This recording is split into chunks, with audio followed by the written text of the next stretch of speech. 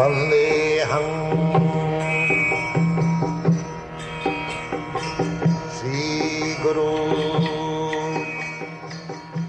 The following is a class on the Srimad Bhagavatam, first canto, first chapter, text number 2, given by His Divine Grace, A.C. Bhaktivedanta Swami Prabhupada, recorded on the 23rd of February 1975 in Caracas, Venezuela. Sri Rupam Chakrajatam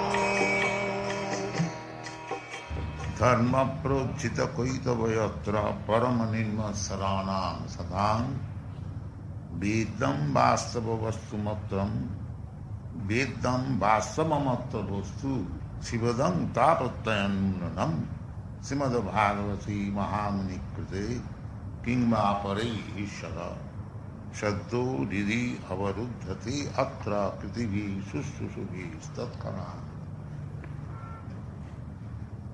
So, dharma means generally a kind of pay, dharma. But actually, dharma does not mean that. Faith, you may have faith and others may not have, but that is not fact. That is fact which is accepted by everyone. Either he may have faith or may not have faith. In Sanskrit language, the Vedic literature, dharma means the codes or the law given by God. So one may have faith or one may not have faith. It doesn't matter. The codes or law given by God, that is a fact. Just like the law given by the state, one may not have faith or one may have faith, but it must be accepted. For example, just on the street, we see keep to the right. This is the law given by the state. So you may believe it or not believe it, you have to carry out. So it cannot be changed in any circumstance. Therefore dharma does not mean a faith. It is compulsory. So the compulsory law is that God is great and we are subordinate or servant of God. You may believe or not believe, the God's law will apply upon you forcibly. Exactly like the state law. You may have faith or no faith, you must accept it, otherwise it will be forcibly imposed upon you.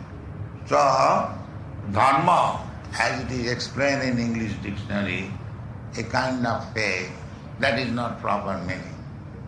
Dharma means that you are obliged to obey the laws given by God.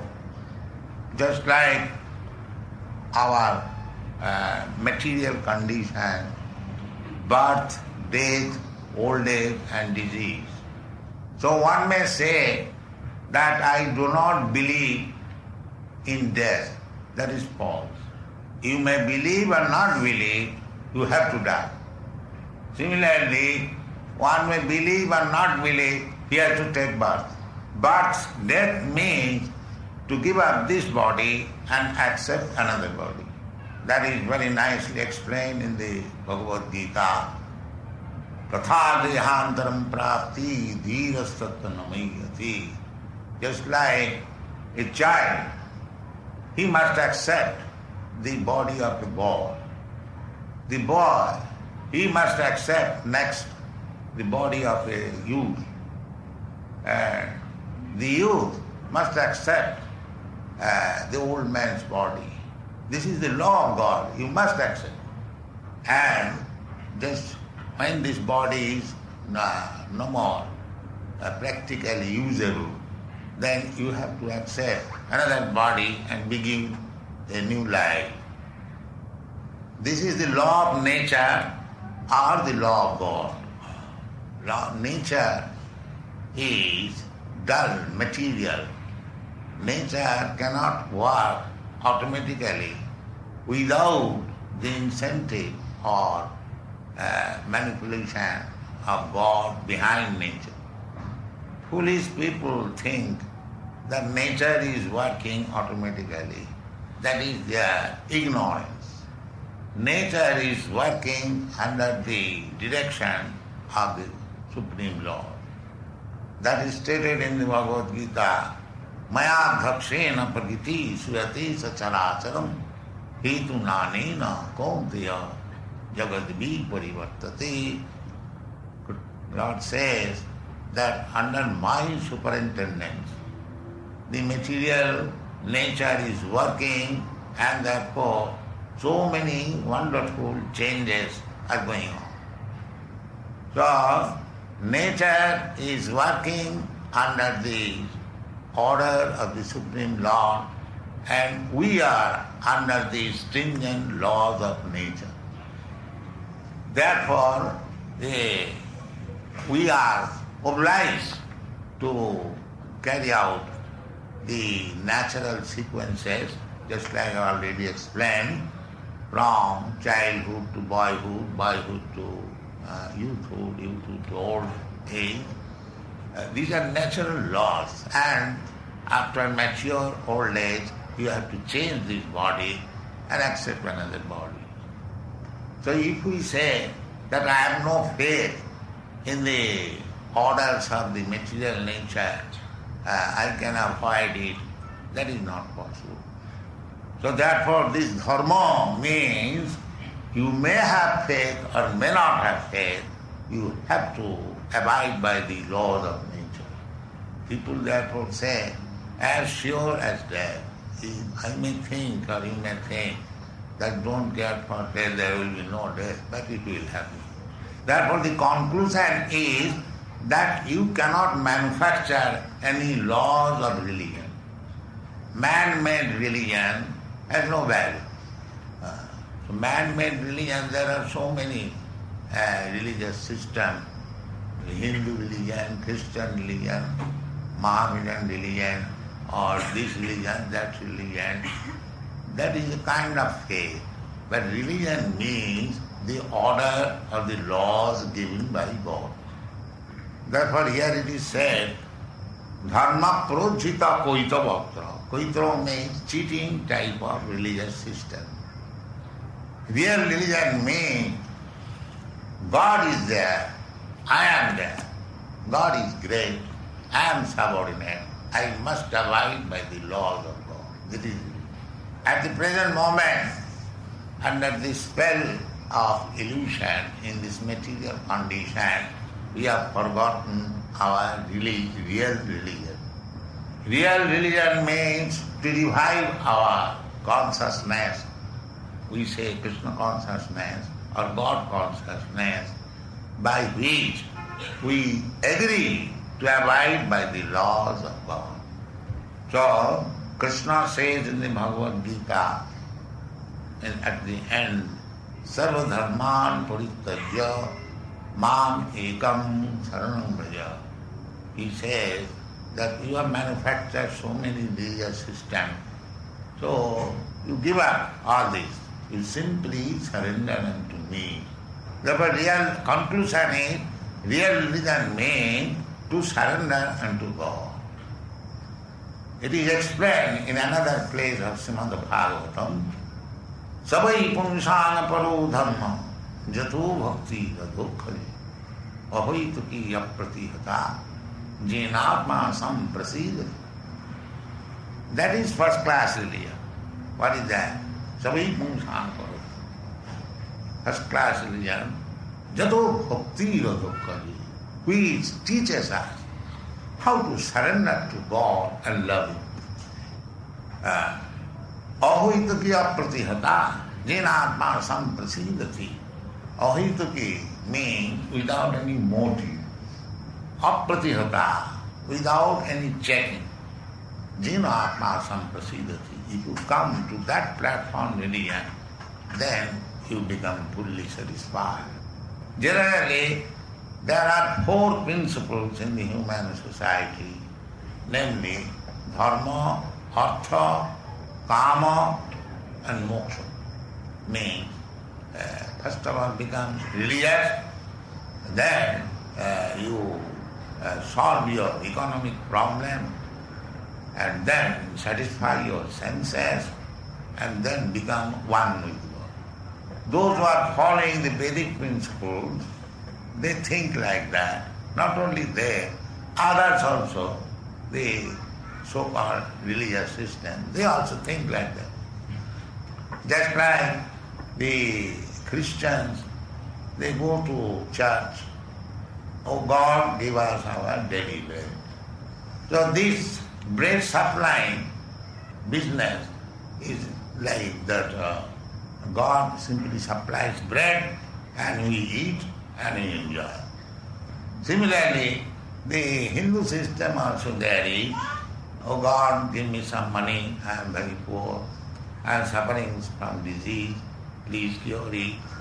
Everywhere you find some motive in religiosity. So, religion does not mean to solve the economic problem. Therefore, at the present moment, they are becoming godless because now people are advanced in education and knowledge. They think that if I have to ask bread from God, so why shall I go to God? Let me earn money very nicely and I can purchase bread. Why shall I go to church? On account of this motivated religion, the communists are taking advantage and they're preaching godlessness. In communist country, the innocent village people, they go to church and ask for bread, and when they come out of the church, the communist leader asks them, have you got bread? So they say, now ask bread from us. So they ask bread, oh communist leader, give me bread. So they supply immense quantity of bread, take as much as you like. So then they ask, who has supplied you bread? They say, the communist leader.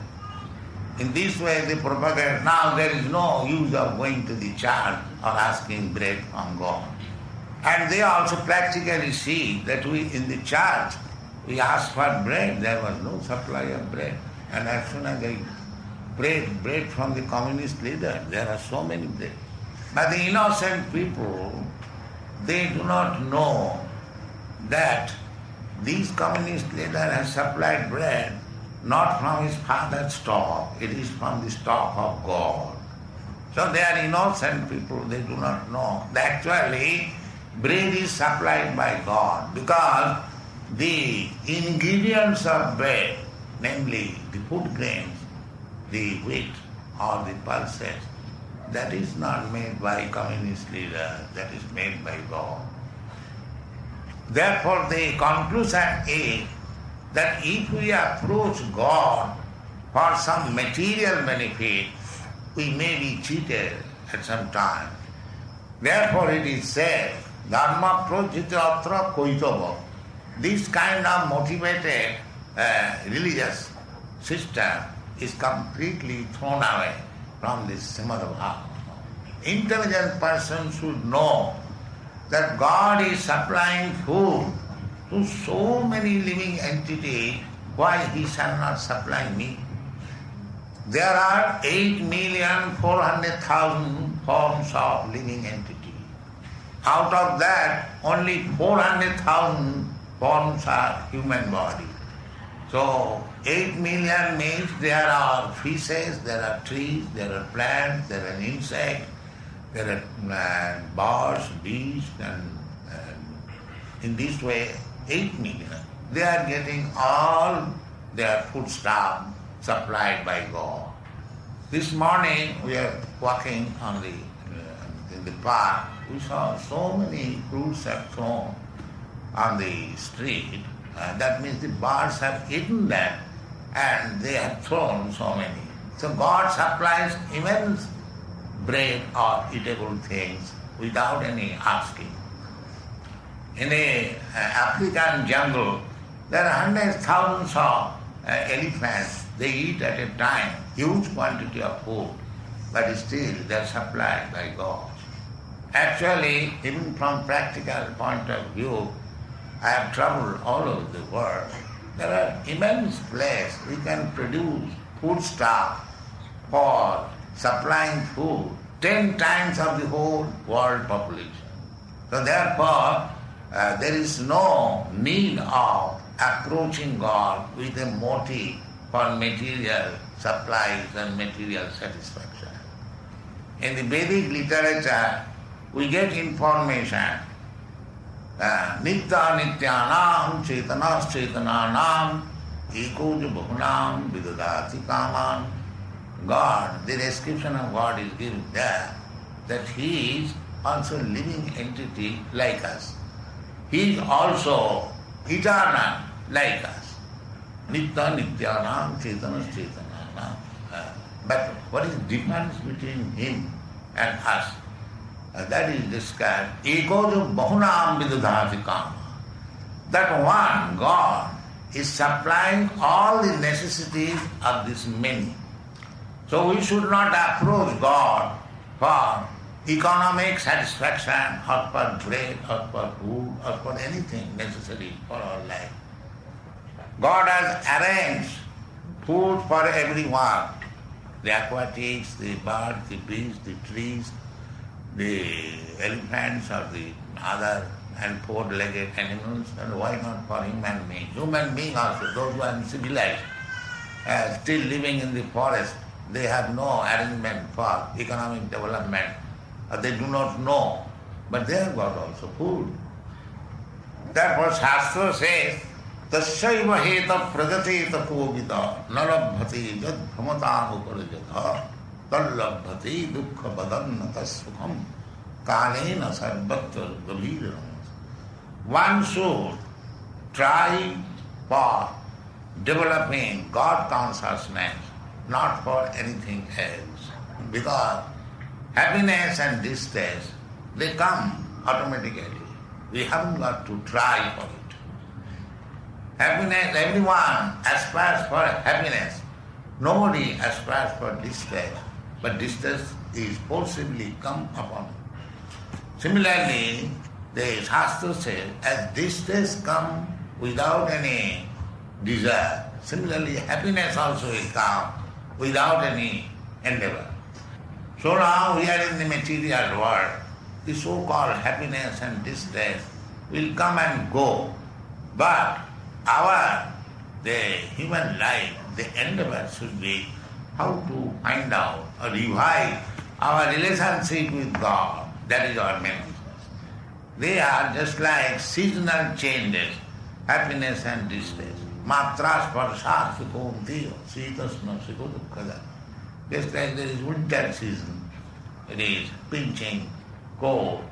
That will also not stay. And the scorching heat, that will also not stay. It comes and goes. Therefore, so long in the material world we are, the so-called happiness and distress will come and go. Don't bother about it. You simply try for reviving your Krishna consciousness of God. So, human being has misunderstood the mode of life.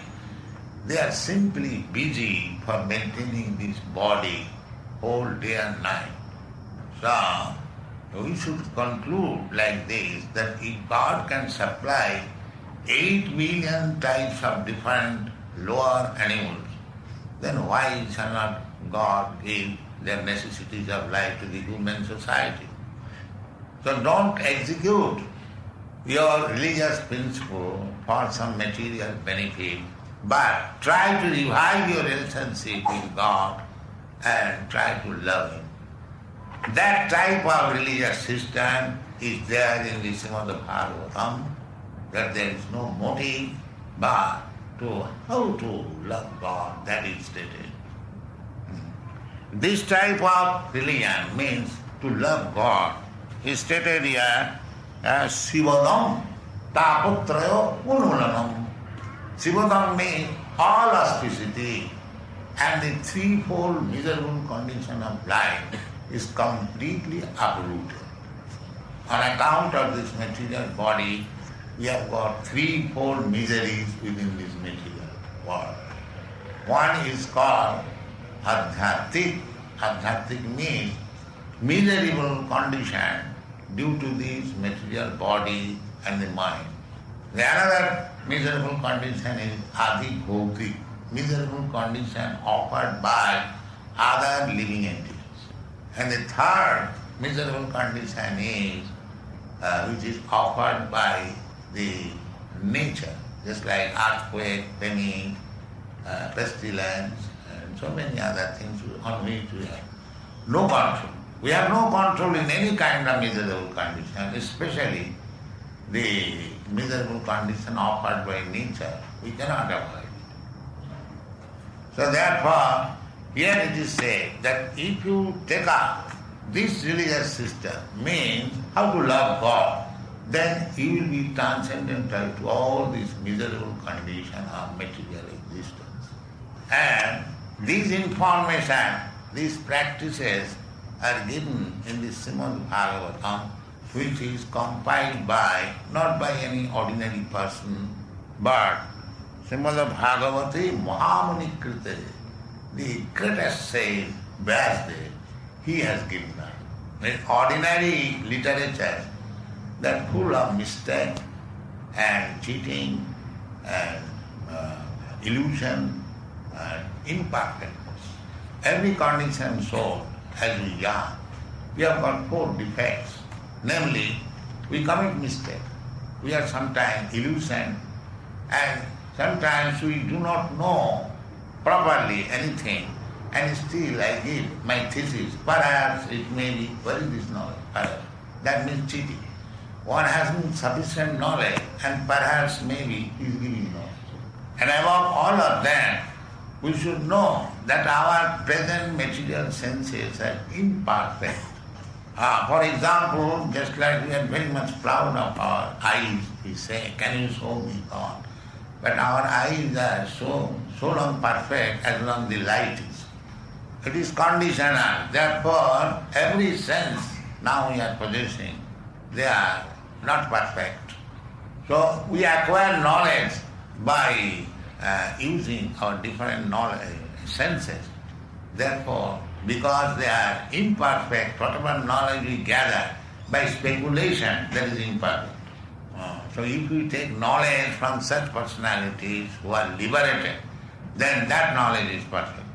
This is the process of acquiring knowledge in Krishna consciousness movement, that we receive knowledge from the perfect person.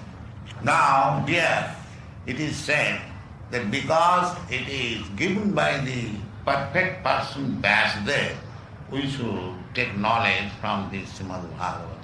And the proof is that we have now become godless. We have no information of God. But if you read Srimad Bhagavatam, then immediately you realize God. Just like you can see in reality that these boys, these girls who have joined this Krishna consciousness movement, because they are reading Srimad Bhagavatam, Bhagavad Gita, they are now gradually realizing what is God and what is His relationship with God. So unless we realize God and our position and we become lover of God, there is no question of peace in the mind. Therefore it is recommended here that if you want real peace in the mind, try to understand what is God, what is your relationship with God, and act accordingly. You will be immediately peaceful. As soon as you become peaceful, your life is successful. Thank you very much.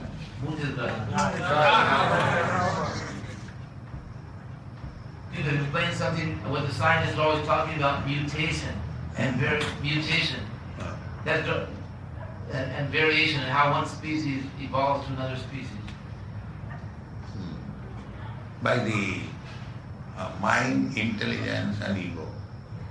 At the time of death, you think of what you have done all through your life. So, the mental situation at the time of death will carry you to the different form of life as your mental situation. We do not see the mind, intelligence, although we say that I have got mind, you have got mind, you have got intelligence, I have got intelligence. But we do not see it. It is very subtle thing. But after the destruction of this gross body, the subtle body carries me to another gross body. We have got practical experience. The mind is so forceful that you are sitting here and within a second you can go to your home or homeland, which may be 10,000 miles away, immediately. The example is given just like from a garden, rose garden, the flavor is carried by the air and it is transferred to another place. So in this life, whatever mental creation we are doing or creating, that will be carried in the next life, and according to that nature will give us a body. So if we think of dog, maybe I am transferred to the dog's body. If I think of God, then I shall be transferred to the God's body. So we have scattered our love for so many things in the material world. We have to collect everything and transfer everything for loving God. That is successful love. So if we think of God, then how we become purified, and next we become transferred to the kingdom of God. And if we think of material things, then again we shall be transferred to another material body. This Krishna consciousness movement is for educating how to think of God constantly. And if we practice like that, then after giving up this body, we are going to get a body which is exactly like God. This body is called Sachidananda. Sat means eternal, Chit means full of knowledge, and Ananda means full of bliss. This body, this material body is just the opposite number. It is neither eternal, neither full of knowledge, neither full of bliss.